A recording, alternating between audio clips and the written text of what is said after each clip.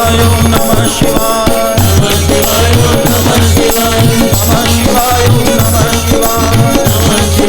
नमः शिवाय नमः शिवाय ओम नमः शिवाय नमः शिवाय ओम नमः शिवाय नमः शिवाय ओम नमः शिवाय नमः शिवाय ओम नमः शिवाय नमः शिवाय ओम नमः शिवाय नमः शिवाय ओम नमः शिवाय नमः शिवाय ओम नमः शिवाय हर हर हर हर हर हर बोले नमः शिवाय नमः शिवाय ओम नमः शिवाय नमः शिवाय ओम नमः शिवाय नमः शिवाय ओम नमः शिवाय ओम नमः शिवाय नमः शिवाय ओम नमः शिवाय ओम नमः शिवाय नमः शिवाय ओम नमः शिवाय नमः पार्वती पतये हर हर महादेव।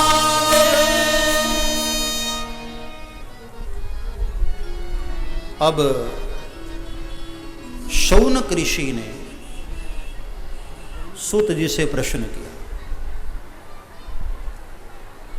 प्यार से सब लोग बैठ जाओ। आज भंडारे में थोड़ा लेट है, हाँ, इसलिए बैठे रहो।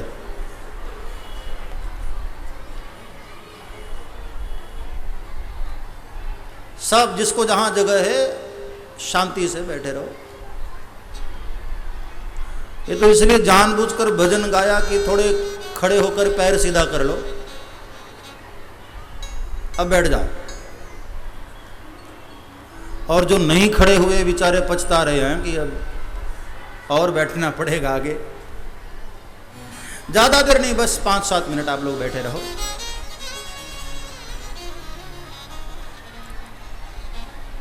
इदानीं कथय प्राज्ञ शिवरूपमनुत्तमं दिव्यानि वै चरित्राणि शिवयोरप्यशेषतः अगुणो गुणतां याति कथं लोके महेश्वरः शिवतत्त्वं वयं सर्वे न जानीमो विचारतः। अब शौनक ऋषि ने बड़ा प्यारा प्रश्न उठाया कि भगवान के उस परम उत्तम स्वरूप का वर्णन कीजिए जिसको सुनने के लिए हमारे कान लालायित हो रहे। और साथ में महाराज केवल शिव अकेले का नहीं, पराम्बा भगवती का चरित्र भी हमें श्रवण करना है। मुझे वो कथा भी सुनाइए। किस प्रकार पराम्बा भगवती शिव जी के पास आईं और किस प्रकार उन्होंने जगत पर कल्याण किया, वह कथा भी मुझे सुनाइए। और निर्गुण होने के बाद भी भगवान शिव साकार कैसे होते हैं? एक ही व्यक्ति एक ही समय निराकार भी और साकार भी कैसे हो सकता है? महाराज मुझे यह भी जानना है। और जब दुनिया का लय हो जाता है तो सृष्टि के आरंभ से पूर्व भगवान कहाँ रहते हैं और किस स्थिति में रहते हैं, किस स्वरूप में रहते हैं? महाराज मुझे वो भी कथा सुनाइए।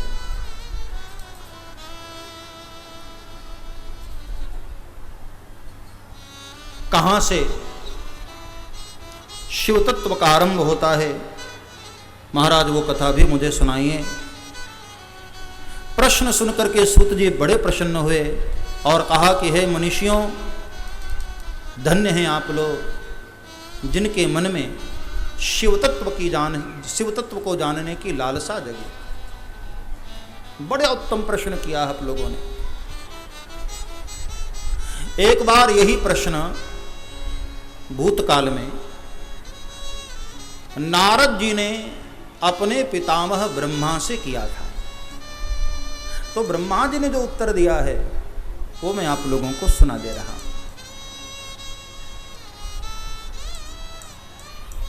बोले महाराज, नारद जी ने अपने पितामह को क्यों पूछा?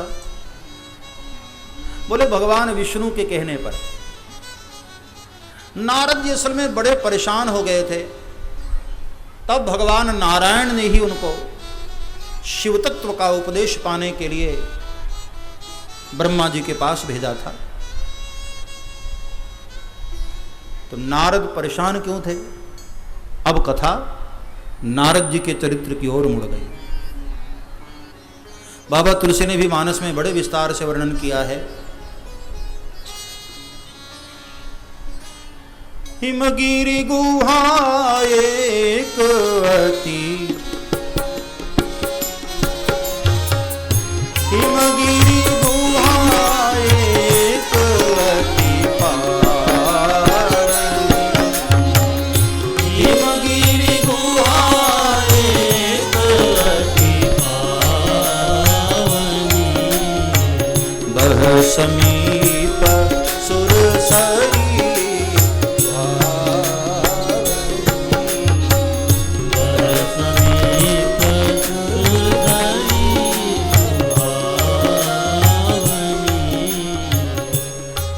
नारद जी बीणा बजाते हुए नारायण नारायण का कीर्तन करते हुए हिमालय की तलहटी के बगल से गुजरे। हिमगिरि गुहा एक अति पावनी, हिमगिरि गुहा एक अति बह समीप सुरसरी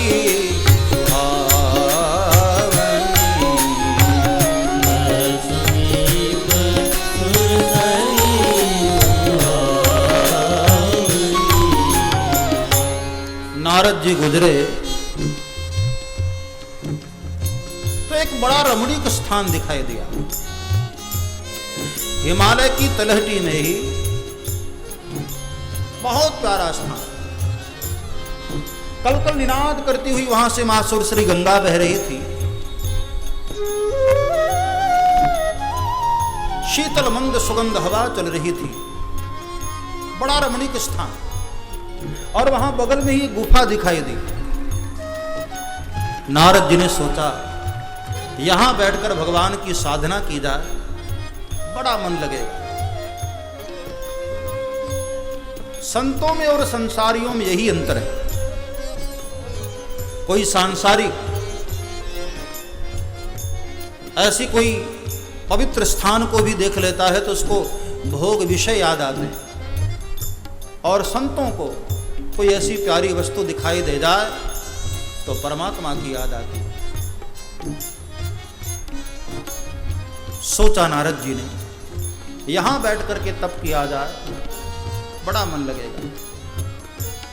तो नारद जी ऐसा सोच करके वहां गुफा के भीतर गए और जैसे ही आंख बंद करके ध्यान किया, समाधि लग गई नारद जी। वैसे नारद जी को श्राप है कि 2 घड़ी से कहीं ज्यादा रुक गए ना तो सिर के टुकड़े टुकड़े हो जाएंगे। लेकिन आज न जाने क्यों उस स्थान पर पहुंचते ही नारद जी की ऐसी समाधि लग गई, बहुत काल तक नारद जी समाधिस्थ रह गए। और आज वो श्राप कुछ भी न कर पाया।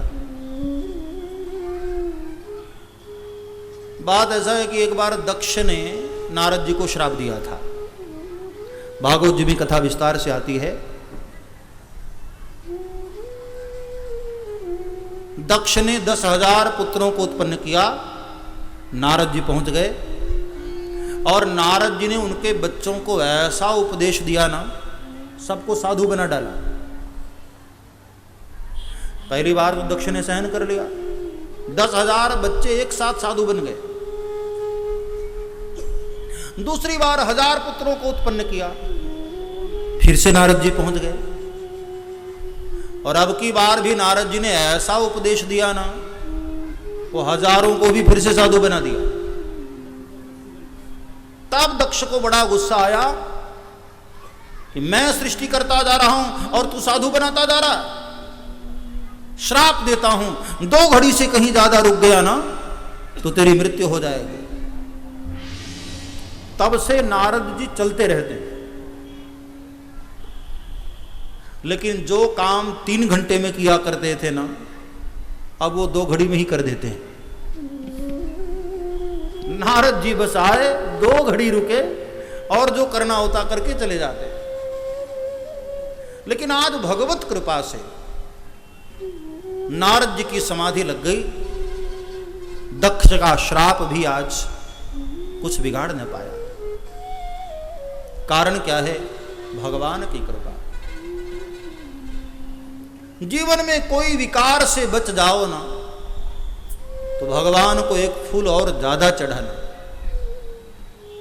बार बार हृदय से भगवान को प्रणाम करना, धन्यवाद देना कि मालिक ये सब तुम्हारी कृपा है। संसार में कौन विकारों से बच पाता है? जो भी संसार में कुछ हो रहा है शुभ, वो सब हरि कृपा है। और किसी कार्य को बार बार करने पर भी तुम न कर पा तो उसमें उदास भी मत होना। बस ये मान लेना कि परमात्मा की इच्छा कुछ और है। हरि इच्छा, हरि कृपा और हरि इच्छा, ये 2 शब्द जीवन में याद कर लो। काम हो जाए तो हरि कृपा, और काम न हो पाए हरि इच्छा। आज भगवत इच्छा से नारद जी की समाधि लगी और अखंड समाधि लग गई। देवराज इंद्र घबराया और फिर कामदेव आता है समाधि तोड़ने के लिए। वो सब कथाएं हम कल दर्शन करेंगे।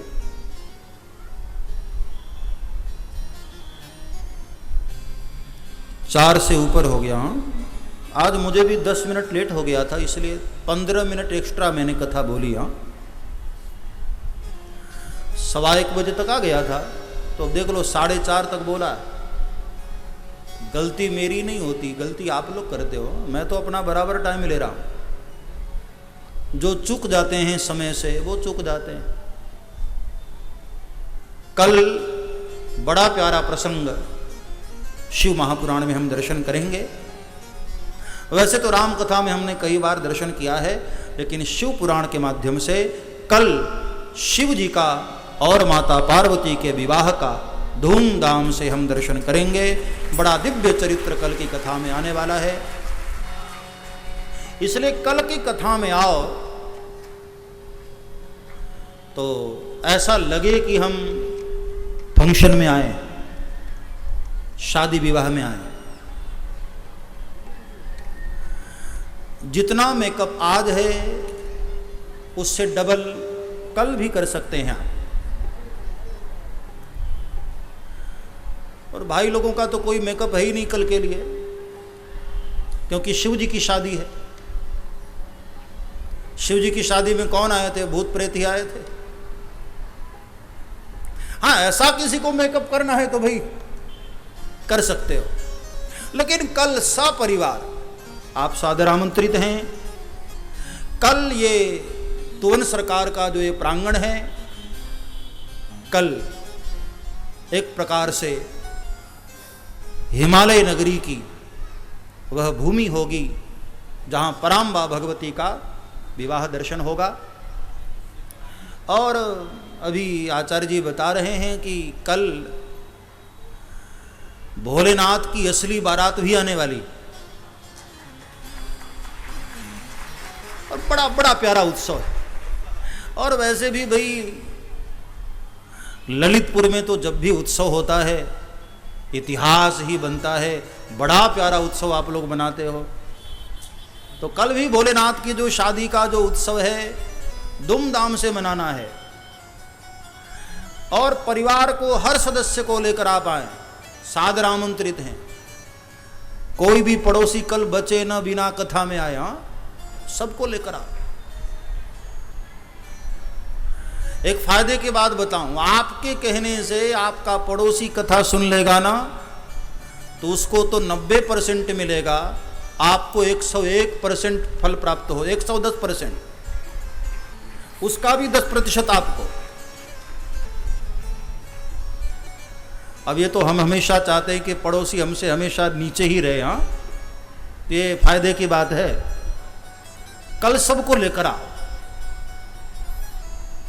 और विवाह का धूमधाम से हम उत्सव मनाएंगे। भगवान शंकर की बारात में हम सब शामिल होंगे। थोड़ा समय लेकर आना, हो सकता है कल थोड़ा और समय लग जाए। वैसे तो जब भी शादी वादी होती है हमारे यहाँ रात्रि में ही होती है, अधिकांश। अब आजकल कई लोग दिन में भी करते हैं, लेकिन मुख्यतः जो रात्रि की शादियां होती हैं, लाइटिंग वाइटिंग और बड़ा अच्छा उत्सव मनाया जाता है। हम कोशिश करेंगे कि 4 साढ़े 4 तक बारात आ ही जाए, लेकिन भाई शादी का मामला है, लेट लपाट तो हो ही जाता है। इसलिए कल सब लोग थोड़ा समय, ज़्यादा नहीं, आधा 1 घंटा समय ज़्यादा लेकर आना। बस अभी वाणी को विराम करें और उसके बाद आरती दर्शन करके आप अवश्य जाया करें, क्योंकि ये शिव महापुराण की आरती नहीं, स्वयं भोलेनाथ की आरती होती है। और आरती का जो दर्शन करते हैं ना, उनके जीवन का आर्त मतलब दुख सब भोलेनाथ हर लेते हैं। इसलिए जहां कहीं भी आरती हो ना, आरती नहीं छोड़ना चाहिए, आरती का दर्शन अवश्य करना चाहिए। तो कथा को विराम करें 1-2 मिनट के लिए शिव नाम का उच्चारण भाव और श्रद्धा से। हर हर महादेव शंभो काशी विश्वनाथ गंगे, हर हर महादेव शंभो काशी विश्वनाथ गंगे, हर हर महादेव शंभो काशी विश्वनाथ गंगे, हर हर महादेव शंभो काशी विश्वनाथ गंगे, बाबा विश्वनाथ गंगे, माता पार्वती संगे, हर महादेव शंभो काशी विश्वनाथ गंगे,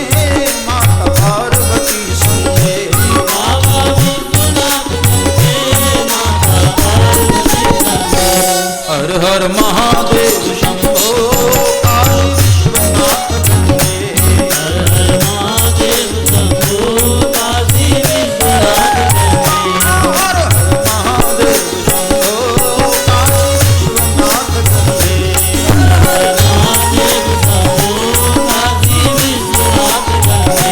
बोले विश्वनाथ गंगे, माता पार्वती संगे,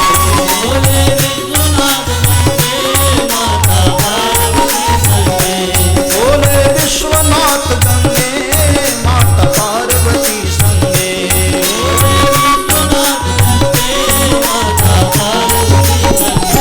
हर हर महादेव शंभो काशी विश्वनाथ गंगे, हर हर महादेव शंभो काशी विश्वनाथ गंगे, हर हर महादेव शंभो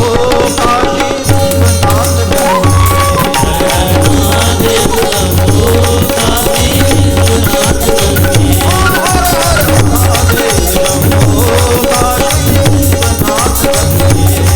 हर महादेव शंभो काशी विश्वनाथ गंगे, हर हर महादेव शंभो काशी विश्वनाथ गंगे, बाबा विश्वनाथ गंगे, बाबा विश्वनाथ गंगे, हर हर पार्वती संगे, हर पार्वती संगे, हर हर पार्वती संगे, हर हर पार्वती संगे। नमः पार्वती पतये, हर हर महादेव। और इसी के साथ तृतीय दिवस की श्री शिव महापुराण कथा यहाँ विराम। मैं निवेदन करूंगा सभी माता बहनों भाइयों से कि आरती के पश्चात, जैसा कि पूज्य महाराज श्री ने कहा कि हमें आरती का दर्शन, क्योंकि ये साक्षात भोलेनाथ की आरती हम सभी करते हैं, तो आरती के पश्चात ही हम भोजन प्रसाद लेकर अपने घर की ओर जाएंगे। हमारे बीच में डॉक्टर ओम प्रकाश शास्त्री जी यहाँ विराजमान है। मैं निवेदन करूंगा वो मंच पर आए और मैं कमलेश शास्त्री से कहूंगा उनको पूज्य महाराज श्री से सम्मानित कराएं। श्री रूपेश शर्मा जी जो कि दिव्य तुवन सरकार की झांकी, तुवन सरकार की जो ड्रेस और उनका पूरा जो भी श्रृंगार है वो रूपेश जी के द्वारा होता है। और कई वर्षों से मंदिर में सेवा दे रहे हैं। रूपेश जी से मेरा निवेदन है, महाराज जी से आशीर्वाद ग्रहण करें। विकास सोनी, निशु दुबे, जो कि इस कथा का जन जन तक प्रचार कर रहे हैं अपने प्रेस के माध्यम से, यूट्यूब चैनल के माध्यम से, कृपया आशीर्वाद लें। नीलम तिवारी जी, पंडित कुलदीप द्विवेदी जी, कार्तिक राघव, ये 2 लड़के हैं, कृपया आशीर्वाद ग्रहण करें। आरती में हमारे मुख्य यजमान श्री सुभाष जायसवाल, श्रीमती उषा जायसवाल, श्री मनमोहन जड़िया, आयुष जड़िया, पंडित श्यामा कांत चौबे, पंडित प्रियंक, अरविंद वैद्य, श्रीमती संध्या वैद्य, पलक कटारे, छाया कटारे, सभी लोग कृपया मंच पर आ जाएं। माधव चौबे, श्याम किशोर कटारे, पंडित अवध बिहारी उपाध्याय, शरद तिवारी जी, जो हमारे पदाधिकारी हैं, कृपया वो पहले आ जाएं और आरती में सम्मिलित होंगे। और जिनका नाम अनाउंसमेंट किया है वो लोग कृपया मंच पर आ जाएं। श्रीमती सुमन शर्मा, श्रीमती सुमन शर्मा कृपया मंच पर आ जाएं, जो कि आज के भोजन भंडारे के यजमान भी हैं, कृपया वो मंच पर आ जाएं। वहां पर व्यवस्था को बनाए, मैं हमारे गौपुत्र सेना की पूरी टीम से निवेदन करूंगा कि जिनका नाम अनाउंसमेंट हुआ है उन्हीं को मंच तक आने की व्यवस्था करें, बाकी लोगों को रोक दें। मंच की एक अपनी व्यवस्था है, उसको बनाए रखें।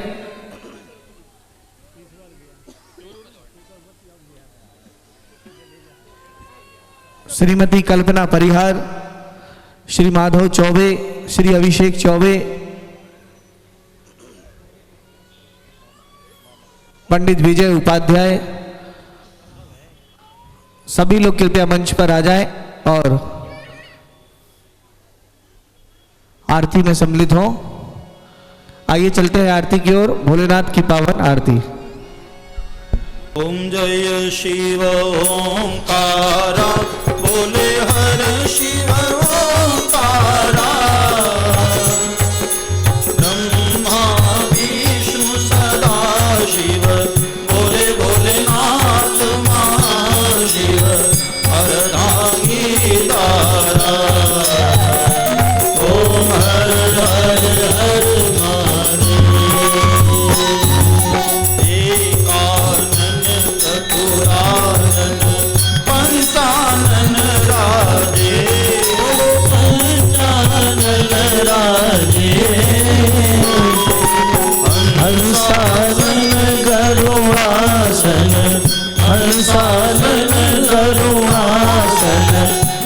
वाहन साजे। ओम हर हर हर महादेव। बोले लोए बुध तार चतुर्भुज, 10 भुज अति सोहे, 10 भुज अति सोहे। तीनों रूप निरखता, शंकर रूप निरखता, त्रिभुवन जन मोहे। ओम हर हर हर महादेव। अक्षमाला वनमाला कुंभमाला धारी, मुंडमाला धारी, चंदन मृग मद चंदा, चंदन मृग मद चंदा, बोले सुधारी। ओम हर हर हर महादेव। श्रीपांबर पीतांबर, बाघंबर अंगे, बाघंबर अंगे, सनकादिक ब्रह्मादिक, सनकादिक ब्रह्मादिक, भूतादिक संगे। ओम हर हर हर महादेव। करमध्येव कमंडल चक्र त्रिशूल धरता, कुल धरता, जग करता जग हरता, सुख करता दुख हरता, जग पालन करता।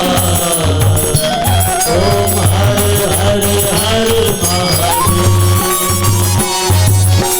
ब्रह्मा विष्णु सदा शिव जानत अविवेका, जानत अविवेका।